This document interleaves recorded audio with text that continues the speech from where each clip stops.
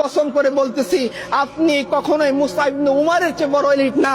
মুসআব ইবনে উমাইর আল্লাহর দ্বীনের রাহে নিজের নজরানা এমন ভাবে পেশ করেছেন, এত বড় টপ মোস্ট ধনীর সন্তান হওয়া সত্ত্বেও উহুদের ময়দানে তিনি যখন আল্লাহর কাছে চলে যাচ্ছেন, সাহাবায়ে কেরাম বলতেছেন যে আমরা যখন তার লাশ দাফন করতে গেলাম, তার গায়ে যে চাদর ছিল সেই চাদর দিয়ে তার কাফন করা যাচ্ছিল না। আমরা মাথার দিকে টান দিলে পা খুলে যাচ্ছে, পার দিকে টান দিলে মাথা খুলে যাচ্ছে। রসুলের কাছে গিয়ে বললাম, ইয়া রাসূলুল্লাহ কি করব? রসুল বললেন, চাদর দিয়ে মাথা ঢেকে দাও, পায়ের দিকে ইস্কির ঘাস দিয়ে দাও।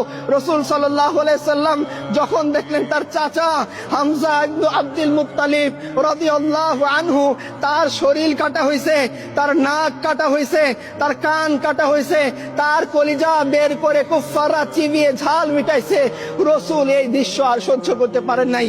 কিতাবে লেখা আছে, রসুল এই দৃশ্য দেখে এত কষ্ট পাইছেন, তিনি বলতেছেন সোফিয়া কষ্ট পাবে এই ধারণা যদি আমার না আসতো, হামজা ইবনে আব্দুল মুত্তালিবের লাশ আমি নিতাম না, ফেলে দিতাম, যাতে কুকুর শ্রীগাল হামজা ইবনে আব্দুল মুত্তালিবের লাশ খেয়ে ফেলে কিয়ামতের দিন আমি আল্লাহর কাছ থেকে হামজা ইবনে আব্দুল মুত্তালিবের লাশ বুঝে নিতাম।